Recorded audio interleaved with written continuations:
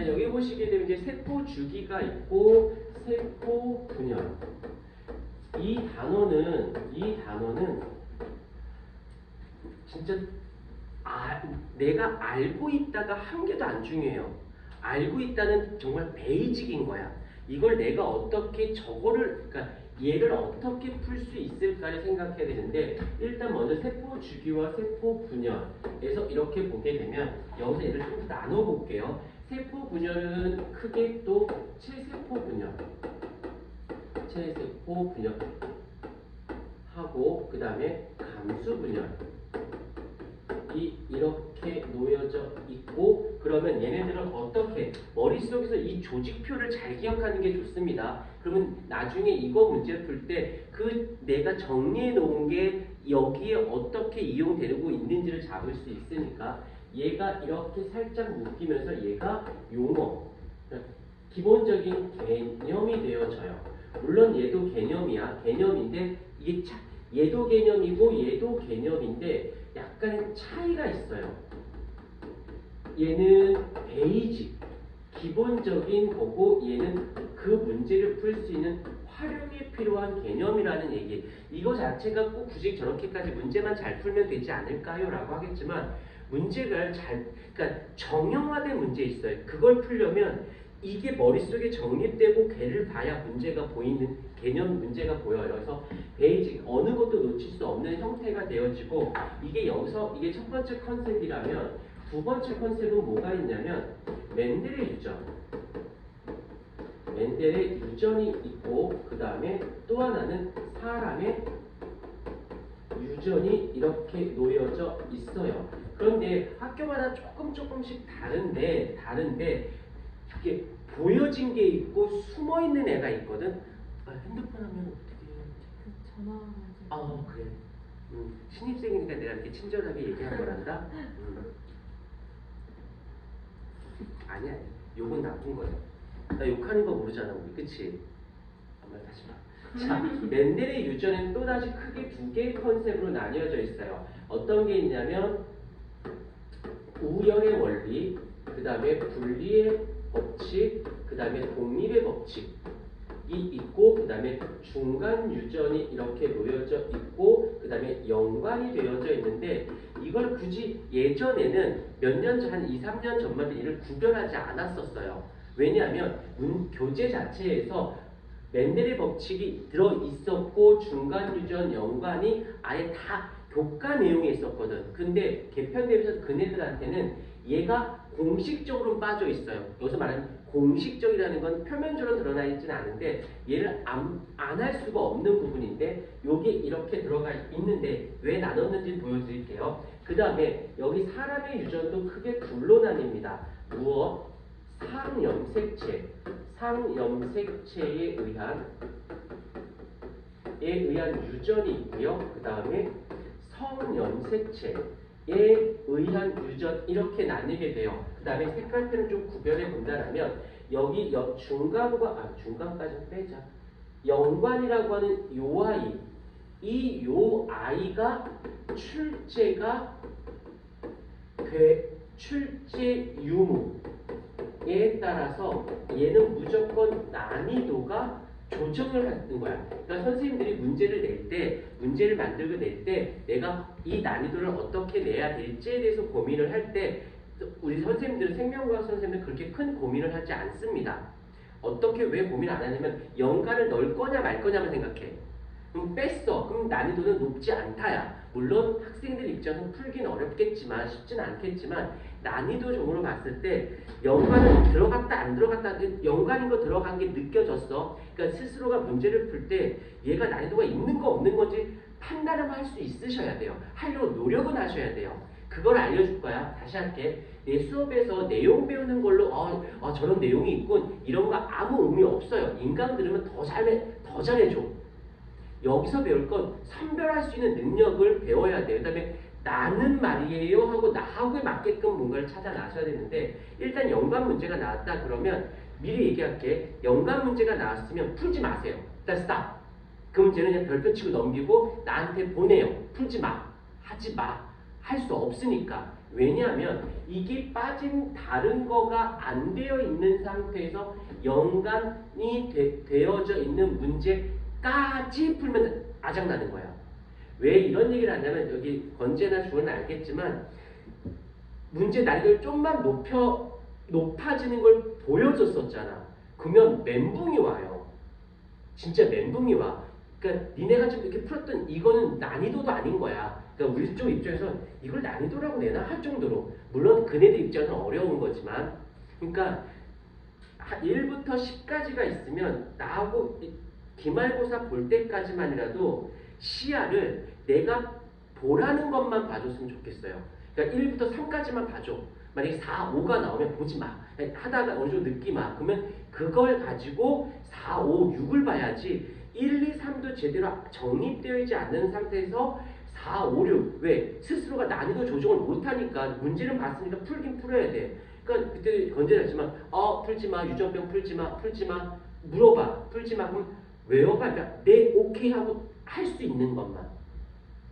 그래서 1, 2, 3이 됐어. 어느 정도 좀 자존감이 높아졌고 풀 수 있을 것 같아. 근데 여기서부터 뭐가 문제냐면 어떤 애는 1, 2, 3이 와닿는 애들이 있어. 그러면 빨리 나한테 얘기해줘야 돼. 선생님 와닿아요. 그럼 4, 5, 6을 줘도 돼. 근데 선생님 와닿지가 않아요. 괜찮아. 한 템포 늦게 가도 되니까 그 1, 2, 3 수준의 문제를 다시 풀어보면 돼요.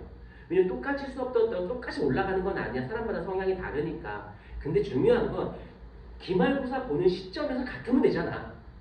좀 더 빨리 갔다는 차이나 좀 늦게 갔다는 차이지 만나는 건 똑같아. 그러니까 절대 쫄지 마시고요. 막 이러지 마. 뭐 선생님 애들은 뭐 수능 특강 풀고 자이스토리 풀고 자이스토리는 깨알 같은 자랑. 자이스토리 문제집 되게 좋아. 꼭 사서 풀도록 해. 알겠지? 거기에 내 이름이 있거든. 아무튼 부탁이야. 이거 하나 꼭 약속을 지켜줘. 할 수 있는지 없는지 그 다음에 모르겠으면 질문을 해줘야 그건 아직은 아니에요. 요건 해줄게요. 그 다음에 해주고 요거는 그냥 이런 거가 있나 보다만 하세요. 이렇게 유전병에 가려면 그 작업이 가장 중요합니다.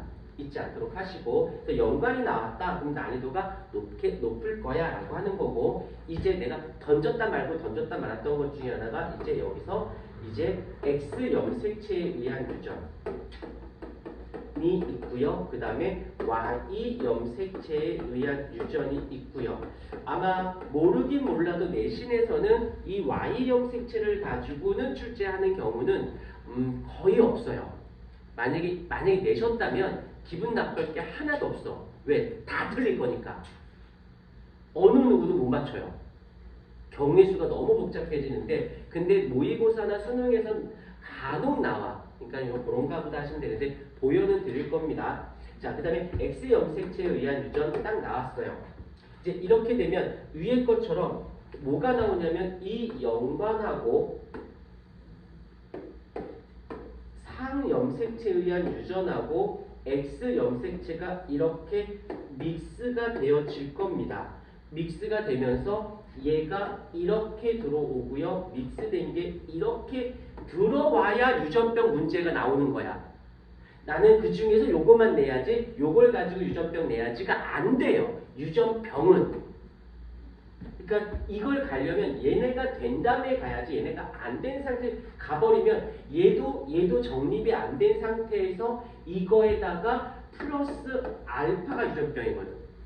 여기서 이제 알파라는 개념은 뭐냐면 예외가 될 경우, 예외일 경우. 여기서 말하는 예외라는 건 여기에서 예외가 된다는 뜻이야. 그게 유전병이거든. 이게 유전병이거든. 그러면 이게 어떻게 되냐면 예외인 경우가 유전병이야. 그러려면 예외가 아닌 걸 알고 있어야 돼요. 예외가 얘야. 근데 얘가 이상해. 어디서 이상한지 정상적인 이 개념에서 여기서 얘가 안 맞는데 그게 유전병이야. 그러면 이 기존과 변형된 거를 매치시켜야 답이 보이거든. 그러니까 여기까지는 이해가 되죠. 그러니까 앞에 이게 정립이 되어져야지만 얘가 눈에 보일 거다라는 거 잊지 않도록 하시고요. 그 다음에 일단은 기본적으로 여기까지는 갔고 그 다음에 일단은 앞부분을 살짝 한번 체크하면서 여기서 또 하나 부탁이 있는데 쪽팔려 하지 말고 모르면 모른다고 얘기를 해줘야 돼요. 아니면 톡으로 보내든지 얘기를 해줘야 내가 뭔가 다시 피드백을 들어갈 수 있는 거. 그래서 여기서 얘는 기본적으로 이렇게 잡고 그 다음에 이제 또 하나 또 컨셉이 뭐가 있냐면 유전병 개념. 유전병의 개념이 들어있어요. 이거는 내가 안 할 거예요. 내가 안 할 거고 영상 찍어 놓은 게 있어서 보내주거나 아니면 개인적으로 공부하거나 해서 그냥 이런 건데 무슨 말인지 모르겠어. 그럼 개인적으로 질문하세요. 요거는 내가 설명해 주는 게 시간 아까워. 이거는 그냥 한 번만 봐도 무슨 말인지 알고 아니면 모르겠으면 질문하면 끝나는 것들이니까 이건 설명해주면 되는 거고 여기에서 내가 해줄 게 뭐가 있냐면 항상 얘기하지만 내용 배우러 왔다고 생각하시면 안 돼요. 문제란 개념을 보는 방법, 문제를 잡는 방법을 배우려고 온 것이지. 그래서 여기서 신경 쓸 게 있다면 이제 말로만 할게 유전자 돌연변이가 있고 염색체 돌연변이가 있어. 아 이건 신경 안 써도 돼. 학교에서 듣던 인강으로 듣던 내가 책으로 봐도 다 알 수 있는 거예요. 이렇군. 이러면 다 알 수 있는 거야. 문제 될 거 없어. 근데 포커스 초점만 잡아줄게. 초점이 그 초점을 잡아줄게요. 첫 번째 뭐가 있냐면 유전자 돌연변이, 염색체 돌연변이가 있는데 여기에서 두 가지만 초점을 잡아준다라면 여기는 개념은 아무것도 문제가 안 돼. 첫 번째 무엇이냐면 이거. 이 애는 46개가 정상적이었을 때야. 그런데 얘가 이상이 예외 변수가 생겨요. 어떤 변수가 생기냐면 이거의 변수는 신경 쓰지 마시고 여기에서 변형이 생깁니다. 변형이 생겨. 그러면 그거를 잡아주는 건데 이건 틀만. 자, 유전자 돌연변이.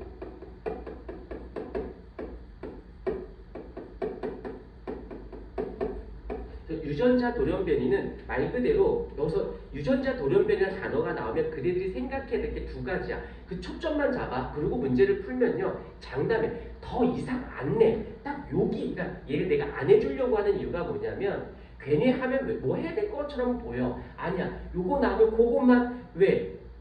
이 단어에서 얘는 보기 중에 예문 중에 슬쩍슬쩍 들어있는 용도인 거지 답을 찾아가는 길은 아니거든. 답 찾아가는 건 이쪽이라서 유전자 돌연변이야. 그러면 첫 번째 기억할 건 뭐냐면 이에는 46개는 그대로인 거예요. 그 다음에 염색체 수는 그대로인 상태. 그래서 염색체 안에 유전자가 있는데 유전자에서 문제가 생긴 거지 염색체는 변화가 없으니 그대로이기 때문에 염색체 수에는 변화가 없습니다. 이 얘기가 왜 나오냐면 나중에 문제 풀 때 막 문제 중에서 염색체 수에는 변화가 없대 라는 보기가 나와. 그러면 이유 없이 유전자 돌연변이 쪽이군 이러고 들어가면 되는 거예요. 조건 만산 거야. 그러니까 굳이 이거는 그냥 머릿속에 집어넣는 게 좋으니까. 그 다음에 여기서 이제 또 누가 나오면 염색체 돌연변입니다.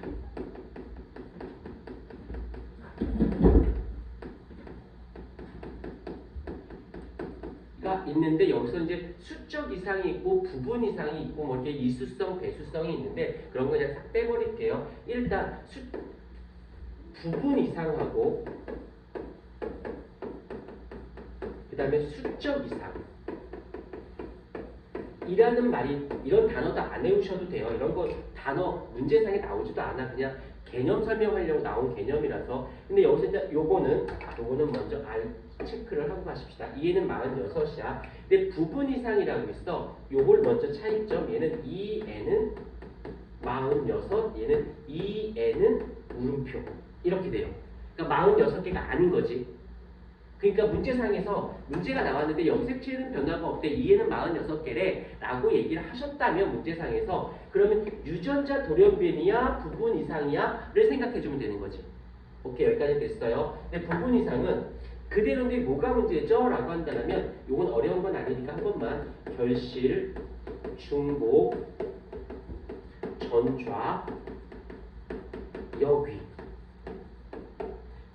얘가 문제 중에 어떤 게 있었냐면 여기 믹스가 되는 과정에서 그 문제 내신 분은 다행히 그분이 모의고사 사설 모의고사에서 나온 문제였거든. 그다음에 또 하나, 너 이제 나중에 어떻게든지 모의고사 문제집을 풀거나 모의고사를 풀 거야. 제발 부탁인데요. 정말 부탁인데 사설 모의고사 풀지 마세요. 사설 모의고사는 그러니까 교육청 모의고사나 교육청 모의고사나 아니면 대기업에서 나오는 문제집 모의고사 있거든. 그것만 푸세요. 몇 년치를. 괜히 뭐 대성이라든 종로라든 한평 뭐 이런 데서 나오는 사설 모의고사는 일반 선생님들이나 일반 학원 선생님들이 만드셔요. 그러면서 만드시다 보니까 약간 변형을 해. 변형한 것까진 좋은데 자기가 유리한 형태로 변형을 해. 그러니까 약간의 오류도 발생을 해요. 근데 그 크게 법적 문제는 안 돼. 근데 교육청 모의고사하고 대기업에서 나오는 문제가 딱 세 개야. 6월 모의고사, 9월 모의고사, 수능 문제가 대기업에서 출제하는 거야. 그 다음에 교육청 모의고사 있을 거니까 그것만 열심히 푸셔도 돼요. 모든 과목을 다. 근데 만약에 내가 수학이나 특히 수학은 그렇다. 수학은 이것저것 풀어도 된대. 수학과 쪽에서는 하더라고. 그럼 국어나 영어들도 굳이 권장하고 싶지 않대. 근데 과학과들은 풀지 말라고 하는 사람이 대부분이야. 너무 사적인 개념이 많이 들어있어서 그래. 아무튼 이게 뭐였냐면 이 유전병하고 얘가 그러니까 수적 이상하고 부분 이상을 같이 낸 적이 있었어요. 물론 푸는 데는 지장은 없는데 굉장히 복잡했던 기억이 나왔어. 여기 전자 전시 중복 뭐 이런 것들 요건 만약 다시 정리하고 그 다음에 수적 이상 내가 지금 하고 싶은 말은 이거지. 이거 수적 이상 여기서는 이제 나운 중국어, 터너 중국어, 클라인펠터 중국어 뭐 이런 단어는 보면 아는 거니까 별로 신경 안 써도 되는데 외우면 돼 나중에 아무 생각 없이. 그런데 여기서 수적 이상의 이거죠. 이것 때문에 얘기하는 거야. 얘가 어디서 출발하냐면 여기서 와요. 활용이라고 했던 게 이게 돌아서 여기로 들어옵니다. 수적 이상의 원인은 바로 감수 분열의 비분리. 분리가 제대로 일어나지 않았을 때 발생하는 게 바로 이 유전병의 수적 이상의 원인이 감수 분열의 비분리 때문입니다. 근데 알겠지만 살짝 감수 분열은 분열이 몇 번 있어요? 제1 감수 분열이 있고 그 다음에 제2 감수 분열이 있는 거 정도는 알고는 있죠? 오케이. 자, 그 다음에 비분리야. 그래서 자손이 만들어지려면 반드시 어떤 일이 발생해야 돼? 수정이 일어나야겠죠? 수정이 일어나야 돼. 자, 그러면 여기서 이제 잘 봐. 부계 쪽에서 비분리가 제1에서 일어날 수도 있지만 아니면 제2에서 일어날 수도 있죠. 경우의 수를 잡는 거야. 자, 모계 쪽으로 가보십시다. 모계 쪽에서 제1 감수 분열에서 비분리가 일어날 수도 있지만 아니면 제2 감수 분열에서도 비분리가 일어날 수도 있겠죠. 까지 됐어. 자, 이제 그 다음 단계 칸이 좀 좁은데 일단 여기까지 하고 요거 밑으로 계속 저쪽에서 다시 설명을 하도록 할게요.